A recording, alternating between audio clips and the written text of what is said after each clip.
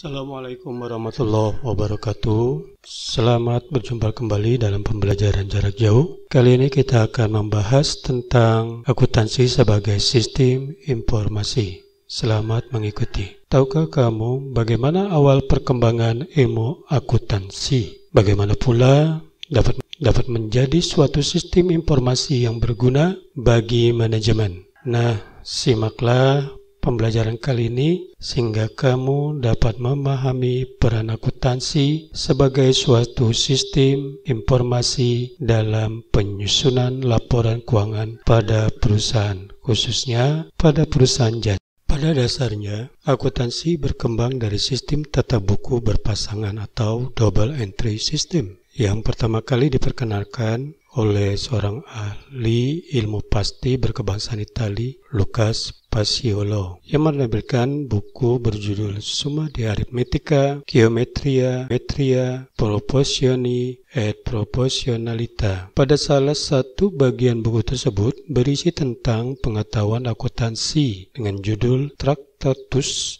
de Computis et Scriptoria. Oleh karena Lucas Paciolo merupakan orang pertama yang menulis pengetahuan akuntansi, maka ia sering disebut sebagai The Father of Accounting atau Bapak Akuntansi. Sekitar pertengahan abad ke-18 sampai abad ke-19, setelah terjadi revolusi industri, muncul perkembangan di berbagai bidang, baik sosial, ekonomi, maupun perdagangan. Nah, dari kejadian tersebut, akhirnya akuntansi tidak hanya berkembang di Eropa, tetapi juga di dataran Amerika yang terkenal dengan sistem Anglo-Saxon. Mari kita lihat definisi akuntansi. Akuntansi sering disebut sebagai bahasa bisnis atau bahasa pengambilan keputusan karena semakin kita dapat memahami dan menguasai ilmu akuntansi, maka akan semakin baik pula dalam menangani dunia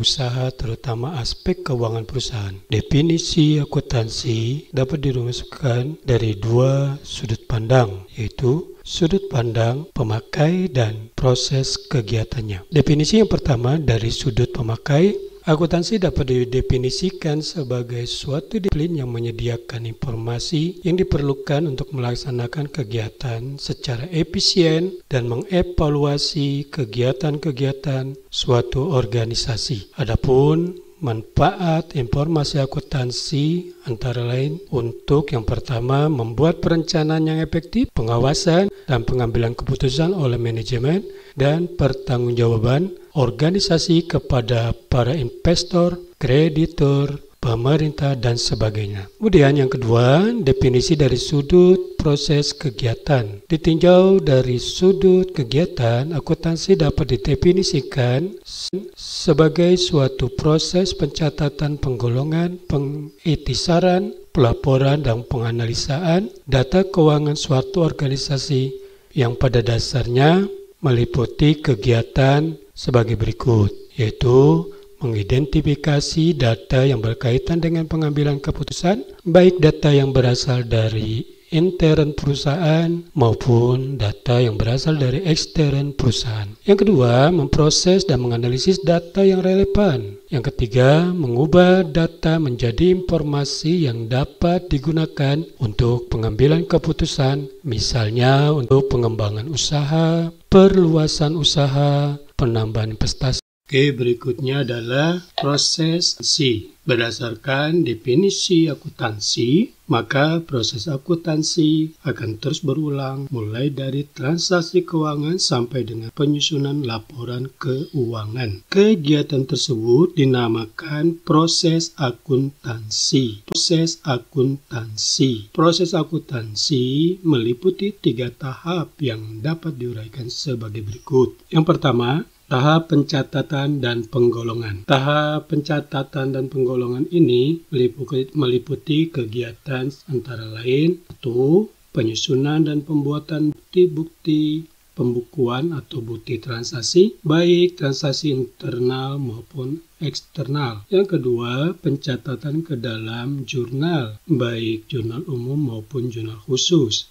Yang ketiga, posting atau pemindah bukuan ke buku besar baik buku besar utama maupun buku besar pembantu. Tahap yang kedua, tahap pengiktisaran atau peringkasan. Tahap yang harus dilalui setelah melakukan pencatatan dan penggolongan yaitu tahap pengiktisaran atau peringkasan. Pada tahap pengiktisaran ini mengikuti kegiatan berikut ini. Yang pertama, penyusunan neraca saldo yang datanya bersumber dari saldo-saldo pada buku besar. Yang kedua, penyusunan jurnal penyesuaian untuk menyesuaikan dengan keadaan atau fakta yang sebenarnya pada akhir periode dan penyusunan kertas kerja atau neraca lajur yang bertujuan untuk mempermudah penyusunan laporan keuangan. Yang ketiga, pembuatan jurnal penutup.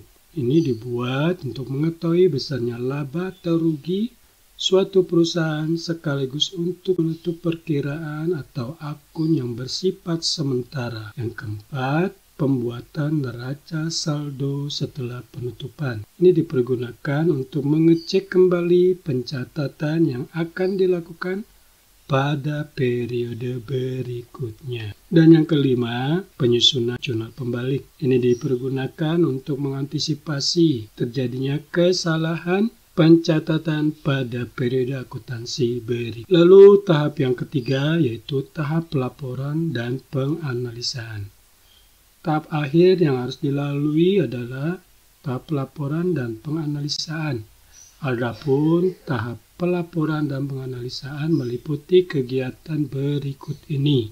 Yang pertama, penyusunan laporan keuangan yang terdiri dari laporan laba rugi, laporan perubahan modal, neraca, dan laporan arus kas. Kedua, pembuatan analisa laporan keuangan yang digunakan untuk pengambilan keputusan ekonomi, baik untuk perkembangan usaha maupun. Berikutnya kita akan membahas tentang kegunaan informasi akuntansi. Informasi akuntansi yang disajikan dalam bentuk laporan keuangan memiliki kegunaan bagi berbagai pihak.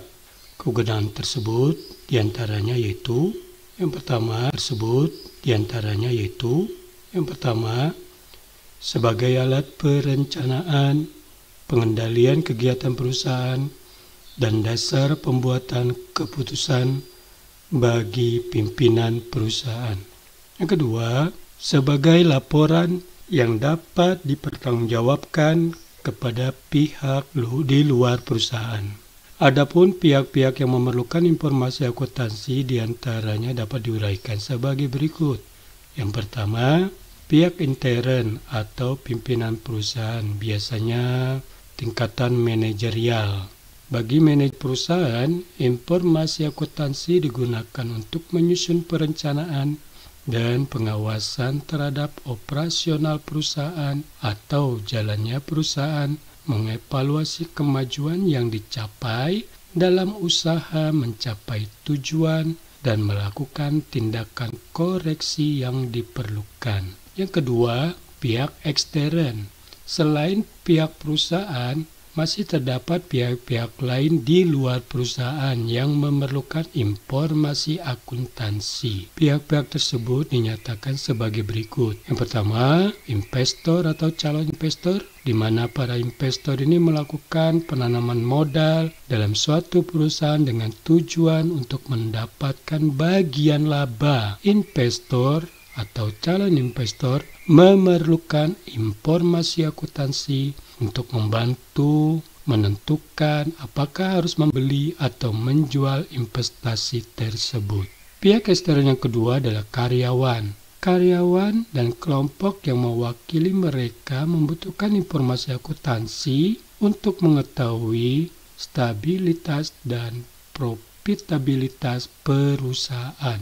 Selain itu, informasi akuntansi tersebut juga diperlukan untuk menilai kemampuan perusahaan dalam memberikan balas jasa atau gaji, manfaat pensiun, dan pembukaan lapangan pekerjaan atau kebutuhan tenaga kerja. Pihak ekstern yang ketiga adalah pemberi pinjaman atau bank. Pihak ekstern Pemberi pinjaman hanya bersedia memberikan kredit kepada perusahaan yang dipandang mampu mengembalikan dan mengangsur pinjaman beserta bunganya pada jatuh tempo dan tepat pada waktunya. Pihak ekstern yang keempat adalah pemasok atau kreditur lainnya. Pemasok atau kreditur lainnya ini tertarik dengan informasi akuntansi yang memungkinkan mereka untuk memutuskan apakah jumlah yang terutang akan dibayar pada saat jatuh tempo ataukah kreditur tersebut berkepentingan pada perusahaan dalam tenggang waktu yang lebih pendek daripada pemberian pinjaman. Ini kecuali jika sebagian pelanggan utama mereka tergantung pada hidup perusahaan. Pihak ekstern yang kelima adalah pelanggan. Pelanggan membutuhkan informasi akuntansi untuk kelangsungan hidup perusahaan, terutama jika mereka terlibat dalam perjanjian jangka panjang dengan perusahaan. Lalu pihak ekstern yang keenam adalah pemerintah. Pemerintah dan berbagai lembaga yang berada di bawah kekuasaan berkepentingan dengan alokasi sumber daya dan informasi akuntansi untuk menetapkan kebijakan pajak dan sebagai dasar untuk menyusun statistik pendapatan nasional dan statistik lainnya. Pihak ekstern yang berikutnya adalah masyarakat. Sini perusahaan mempengaruhi masyarakat dengan berbagai cara, diantaranya perusahaan dapat memberi kontribusi yang berarti pada perekonomian nasional, terutama atau termasuk jumlah orang yang. Oke, berikutnya kita akan membahas bidang spesialisasi akuntansi. Sesuai dengan pengelompokan para pemakai akuntansi, bidang spesialisasi akuntansi dapat dibagi sebagai berikut. Yang pertama, akuntansi keuangan atau akuntansi umum atau financial accounting. Akuntansi keuangan adalah akuntansi yang kegiatannya sejak dari pencatatan transaksi sampai dengan penyusunan laporan keuangan untuk kepentingan pihak di luar perusahaan, seperti investor, debitur, kreditur, pemerintah, dan lain sebagainya. Yang kedua, akuntansi manajemen atau manajemen accounting. Akuntansi manajemen adalah akuntansi yang meliputi segala kegiatan di dalam perusahaan dan membantu manajemen perusahaan untuk pertimbangan pengambilan keputusan. Yang ketiga, akuntansi anggaran atau budgeting. Akuntansi anggaran adalah akuntansi yang menyajikan kegiatan keuangan untuk jangka waktu tertentu, dilengkapi sistem penganalisaan dan pengawasannya. Yang keempat, akuntansi pemeriksaan atau auditing. Akuntansi pemeriksaan adalah akuntansi yang berhubungan dengan pemeriksaan atas akuntansi umum yang biasanya dikerjakan oleh akuntan publik. Yang kelima, akuntansi perpajakan atau tax accounting. Akuntansi perpajakan adalah akuntansi yang berkaitan dengan masalah perpajakan seperti pengisian SPT, perhitungan PPh, PPN, dan sebagainya, dengan tujuan untuk memenuhi peraturan perpajakan yang berlaku dan menekan pajak seminimal mungkin. Yang keenam, akuntansi biaya atau cost accounting. Akuntansi biaya adalah akuntansi yang kegiatan utamanya ditunjukkan untuk menghitung biaya-biaya produksi yang dikeluarkan perusahaan atau pabrik atau perusahaan industri. Akuntansi yang lainnya yaitu sistem akuntansi atau accounting system. Sistem akuntansi adalah akuntansi yang berhubungan dengan prosedur akuntansi dan peralatannya serta penentuan langkah-langkah dalam pengumpulan dan pelaporan data keuangan. Dan yang kedelapan, akuntansi pemerintahan atau government accounting. Akuntansi pemerintahan adalah akuntansi yang berkaitan dengan kegiatan yang diarahkan pada transaksi-transaksi yang dilakukan oleh. Oke, kita lanjutkan pembahasan kita. Kali ini kita tentang profesi dan etika akuntan. Bidang garapan atau profesi akuntansi merupakan jabatan-jabatan dalam lapangan akuntansi yang dapat dikelompokkan dalam berbagai bidang. Yang dapat dikelompokkan dalam berbagai bidang berdasarkan lingkup kegiatan dan bidang garapannya. Profesi akuntansi adalah sebagai berikut. Yang pertama, akuntan publik. Akuntan publik adalah akuntan yang kegiatannya memberi jasa untuk kepentingan perusahaan dan sejumlah pembayaran tertentu, atau disebut juga sebagai akuntan ekstern. Yang kedua, akuntan pemerintah.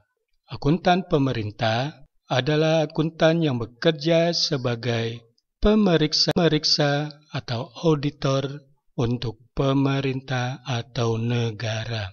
Profesi yang ketiga adalah akuntan pendidik. Akuntan pendidik adalah akuntan yang bekerja sebagai pengajar atau dosen di perguruan tinggi. Yang keempat adalah akuntan intern atau akuntan perusahaan. Akuntan intern adalah akuntan yang bekerja dalam perusahaan dan bertugas khusus di bidang akuntansi intern untuk membantu pengelola Yang berikutnya adalah etika profesi akuntan. Etika profesi akuntan dalam praktek akuntan di Indonesia disebut juga dengan istilah kode etik yang dikeluarkan oleh organisasi profesi akuntan, yaitu Ikatan Akuntan Indonesia atau IAI. Etika profesi seorang akuntan diperlukan untuk mengatur perilaku anggotanya dalam menjalankan praktek profesinya di masyarakat. Adapun etika profesi tersebut sebagai berikut. Yang pertama, tanggung jawab profesi. Untuk menjalankan tanggung jawabnya secara profesional, setiap anggota senantiasa menggunakan pertimbangan moral dan rasional dalam semua kegiatan yang dilakukannya. Yang kedua, kepentingan publik. Etika ini mewajibkan setiap anggota untuk senantiasa bertindak dalam kerangka pelayanan kepada publik, menghormati kepercayaan publik, dan menunjukkan komitmen atas profesionalismenya. Etika yang ketiga, integritas. Untuk memelihara dan meningkatkan kepercayaan publik, setiap anggota harus memenuhi tanggung jawab profesionalnya dengan integritas setinggi mungkin. Integritas mempunyai pengertian sebagai suatu elemen karakter yang mendasari timbulnya pengakuan profesional, kualitas yang mendasari kepercayaan publik, dan patokan bagi anggota dalam menguji semua keputusan yang diambilnya. Etika yang keempat, objektivitas. Objektivitas adalah suatu kualitas yang memberikan nilai atas jasa yang diberikan anggota. Jadi, etika profesi berdasarkan objektivitas mengandung pengertian bahwa setiap anggota harus bersifat objektif dan bebas dari benturan kepentingan dalam pemenuhan kewajiban profesional. Yang kelima, kompetensi dan kehati-hatian profesional. Adapun yang dimaksud dengan kompetensi dan kehati-hatian profesional adalah setiap anggota harus melaksanakan jasa profesionalnya dengan prinsip kehati-hatian, kompeten, dan ketekunan, serta mempunyai kewajiban untuk mempertahankan pengetahuan dan keterampilan profesionalnya pada tingkat yang diperlukan. Hal ini guna memastikan atau pemberi kerja memperoleh manfaat dari jasa profesional yang kompeten berdasarkan perkembangan praktik, legalisasi, dan teknik yang paling mutakhir. Lalu yang keenam adalah kerahasiaan. Prinsip kerahasiaan yang dimaksud yaitu setiap anggota harus menghormati kerahasiaan informasi yang diperoleh selama melakukan jasa profesional dan tidak boleh memakai atau mengungkapkan informasi tersebut tanpa persetujuan, kecuali bila ada hak atau kewajiban profesional atau hukum untuk mengungkapkannya. Etika yang ketujuh, perilaku profesional. Perilaku profesional dimaksudkan untuk harus berperilaku konsisten dengan reputasi profesi yang baik dan menjauhi tindakan yang dapat mendiskreditkan profesi. Kewajiban tersebut harus dipenuhi oleh anggota sebagai perwujudan tanggung jawabnya kepada penerima jasa, pihak ketiga, anggota yang lain, staf, pemberi kerja, dan masyarakat umumnya. Yang kedelapan, standar teknis. Setiap anggota wajib melaksanakan profesionalnya sesuai dengan standar teknis dan standar profesional yang relevan. Anggota mempunyai kewajiban untuk melaksanakan penugasan dari penerima jasa sesuai dengan keahlian, kehati-hatian selama penugasan tersebut